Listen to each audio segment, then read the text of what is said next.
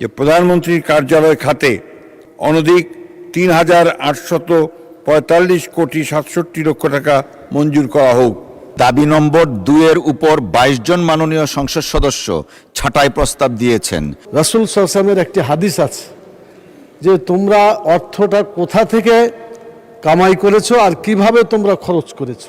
এখন আমি দাবি নম্বর ২ উত্থাপনের জন্য মাননীয় প্রধানমন্ত্রীর পক্ষে স্থানীয় সরকার, পল্লী উন্নয়ন ও সমবায় মন্ত্রী জনাব মির্জা ফখরুল ইসলাম আলমগীরকে আহ্বান জানাচ্ছি।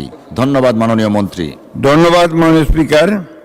আমি মির্জা ফখরুল ইসলাম আলমগীর, স্থানীয় সরকার, পল্লী উন্নয়ন ও সমবায় মন্ত্রী, মাননীয় প্রধানমন্ত্রীর পক্ষে প্রস্তাব করছি যে প্রধানমন্ত্রীর কার্যালয় খাতে 2027 সালের 30 জুন তারিখে সমাপ্য অর্থ বৎসরের প্রয়োজনীয় সাকুল্য পরিচালন ও উন্নয়ন ব্যয় নির্বাহকল্পে মহামান্য রাষ্ট্রপতিকে অনধিক ৩,৮৪৫ কোটি ৬৭ লক্ষ টাকা মঞ্জুর করা হোক।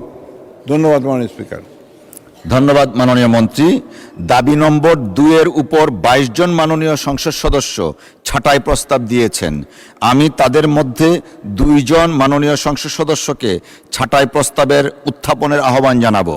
প্রথমেই জনাব মোহাম্মদ মজিবুর রহমান, রাজশাহী ১ আসন থেকে নির্বাচিত। জনাব মজিবুর রহমান, আপনার সময় ২ মিনিট। ধন্যবাদ।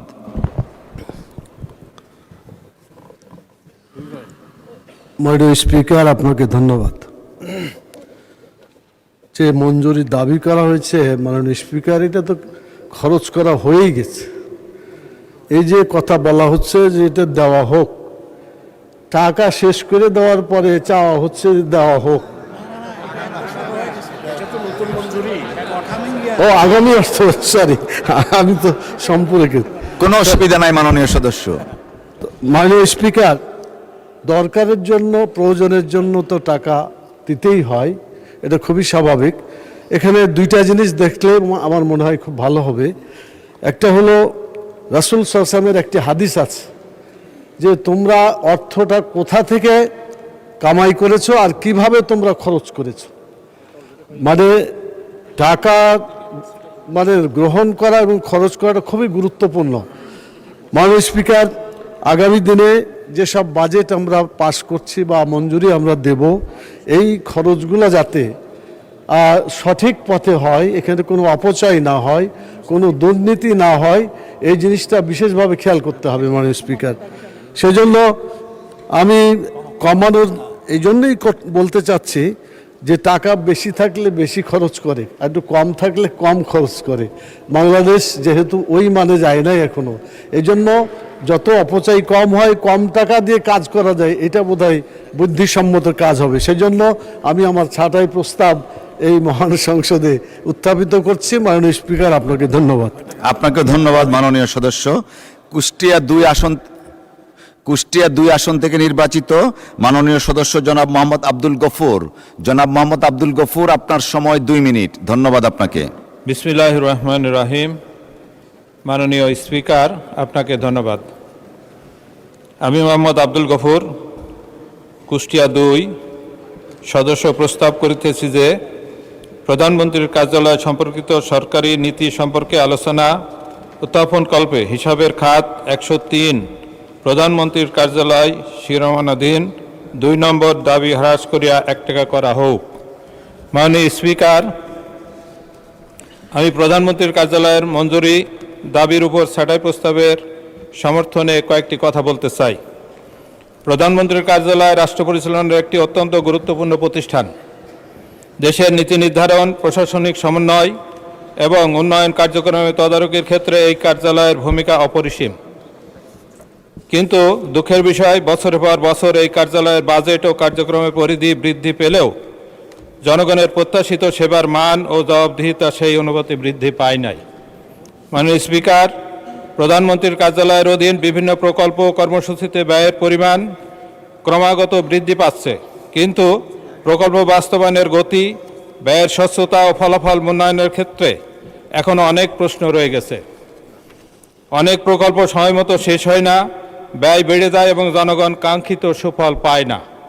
মাননীয় স্পিকার, প্রশাসনিক ব্যয়, আনুষঙ্গিক খাতে বরাদ্দ বৃদ্ধির তুলনায় জনগণের প্রত্যক্ষ কল্যাণমূলক কর্মকাণ্ডে কাঙ্ক্ষিত অগ্রগতির পরিলক্ষিত হয় না।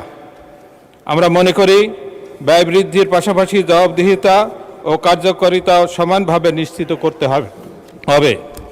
মাননীয় স্পিকার, পরিশেষে আমি যেটা বলতে চাই, আমি এই মন্ত্রণালয়ের ক্ষেত্রে কিছুক্ষণ আগে একটি প্রস্তাব আমাদের একজন সদস্য বলেছিলেন, আমাদের মাননীয় এলজিআরডি মিনিস্টার। ধন্যবাদ মাননীয় সদস্য। আমি এখন মাননীয় স্থানীয় সরকার, পল্লী উন্নয়ন ও সমবায় মন্ত্রী জনাব মির্জা ফখরুল ইসলাম আলমগীরকে ছাঁটাই প্রস্তাবগুলোর উপর বক্তব্য রাখার আহ্বান জানাচ্ছি। ধন্যবাদ। ধন্যবাদ মাননীয় স্পিকার। মাননীয় স্পিকার, আপনি নিশ্চয়ই জানেন যে প্রধানমন্ত্রীর কার্যালয় এটা এখন আমাদের দেশের পুরো শাসন ব্যবস্থা, আমাদের উন্নয়ন, আমাদের যে সংগ্রাম আমরা শুরু করেছি সামনের দিকে এগিয়ে যাবার, সেই সংগ্রামে আমাদের নেতৃত্ব দিচ্ছেন আমাদের মাননীয় প্রধানমন্ত্রী। এবং মাননীয় প্রধানমন্ত্রীর যে কার্যালয়, সেই কার্যালয়ে আমরা যে ৩,৮৪৫,৬৭ টাকা ব্যয় মঞ্জুরি চাওয়া হয়েছে, যার মধ্যে পরিচালন ব্যয় ১,১৪৫,২৮ ও উন্নয়ন ব্যয় হচ্ছে ২,৭৩৯ টাকা। প্রধানমন্ত্রীর কার্যালয়ের জন্য মঞ্জুরি দাবিকৃত অর্থ যৌক্তিকভাবে নির্ধারণ করা হয়েছে।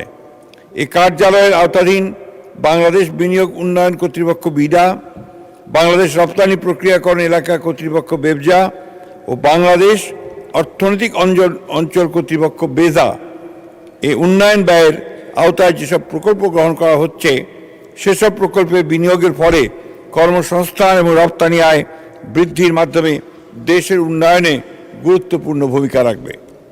মাননীয় স্পিকার, ২০২৬-২৭ অর্থ বছরে প্রাপ্ত মজুরির মাধ্যমে নিয়মিত কাজের পাশাপাশি নিম্নে বর্ণিত গুরুত্বপূর্ণ কার্যাদি সম্পন্ন করা যাবে। প্রধানমন্ত্রীর কার্যালয়ে TO&E হালনাগাদকরণ, প্রধানমন্ত্রীর ত্রাণ ভাণ্ডার ব্যবস্থাপনা অটোমেশন, যানবাহন ব্যবস্থাপনা অটোমেশনকরণ। ২. বাংলাদেশ বিনিয়োগ উন্নয়ন কর্তৃপক্ষ বিডা কর্তৃক বৈদেশিক বিনিয়োগ আকৃষ্টকরণের লক্ষ্যে দেশে ও বিদেশে B2B নেটওয়ার্কিং, বিদেশি বিনিয়োগকারীদের বাংলাদেশের সকল প্রকার প্রয়োজনীয় লাইসেন্স প্রাপ্তির লক্ষ্যে নিবেদিত সেবা প্রদান, সকল IPA ইনভেস্টমেন্ট প্রমোশন এজেন্সি সমন্বয়ে আমব্রেলা OSS চালুকরণ এবং IRMS investor relationship management system এর মাধ্যমে বিনিয়োগকারীদের ডাটাবেস প্রস্তুত ও বিডা নিবন্ধিত প্রকল্পের মনিটরিং বিজনেস ডেভেলপমেন্টের অধীনে রিলেশনশিপ ম্যানেজার ও সংশ্লিষ্ট কর্মকর্তা নিয়োগের কার্যক্রম নিশ্চিতকরণ ও বাস্তবায়ন।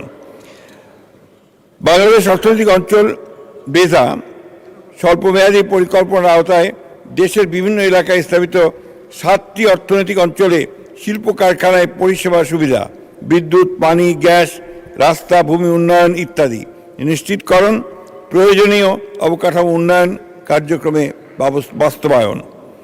বেবজার আওতাধীন অর্থনৈতিক অঞ্চলে দেশি বিদেশি রপ্তানিমুখী শিল্প প্রতিষ্ঠান স্থাপনের মাধ্যমে বিনিয়োগ আকর্ষণ, রপ্তানি বৃদ্ধি, কর্মসংস্থান সৃষ্টি ও উন্নত প্রযুক্তি আহরণের লক্ষ্যে ভৌত অবকাঠামোগত সুযোগ সুবিধা বৃদ্ধিকরণ। সমতল ভূমিতে বসবাসরত ক্ষুদ্র নৃগোষ্ঠীভুক্ত জনগণের জীবন মান উন্নয়নের চলমান বিশেষ এলাকার জন্য উন্নয়ন সহায়তা, পার্বত্য চট্টগ্রাম ব্যতীত শীর্ষক কর্মসূচি বাস্তবায়ন। জলবায়ু উদ্বাস্তু ও কক্সবাজার বিমানবন্দর আধুনিকায়ন ও সম্প্রসারণের কারণে ভূমিহীন হওয়া পরিবারসমূহকে পুনর্বাসন সহ জীবিকা নির্বাহের ব্যবস্থাকরণের লক্ষ্যে জলবায়ু উদ্বাস্তু পুনর্বাসন প্রকল্প, কক্সবাজার শীর্ষক প্রকল্পের মাধ্যমে আবাসিক, অনাবাসিক ও বিভিন্ন অবকাঠামো নির্মাণ সহ স্বাস্থ্যসেবা, বিশুদ্ধ পানি সরবরাহ নিশ্চিতকরণ।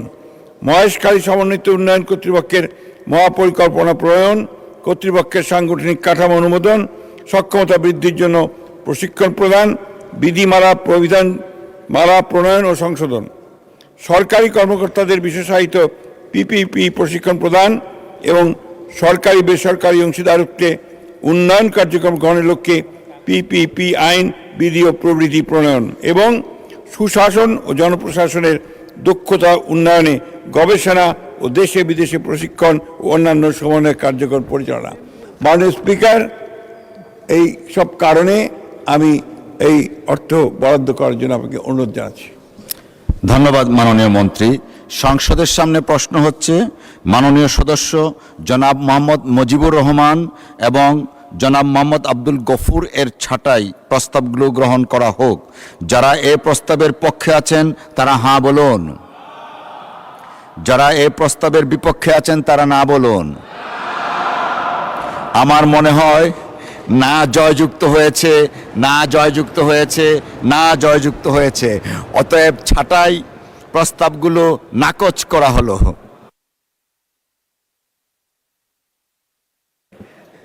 সংসদের সামনে প্রশ্ন হচ্ছে মাননীয় প্রধানমন্ত্রীর পক্ষে মাননীয় স্থানীয় সরকার, পল্লী উন্নয়ন ও সমবায় মন্ত্রী জনাব মির্জা ফখরুল ইসলাম আলমগীরের প্রস্তাব মতো প্রধানমন্ত্রীর কার্যালয় খাতে মহামান্য রাষ্ট্রপতিকে অনধিক ৩,৮৪৫ কোটি ৬৭ লক্ষ টাকা মঞ্জুর করা হোক। যারা এই প্রস্তাবের পক্ষে আছেন তারা হাঁ বলুন, যারা এই প্রস্তাবের বিপক্ষে আছেন তারা না বলুন। আমার মনে হয় হাঁ জয়যুক্ত হয়েছে, হাঁ জয়যুক্ত হয়েছে, হাঁ জয়যুক্ত হয়েছে। অতএব দাবি নম্বর 2 মহান সংসদে গৃহীত হলো।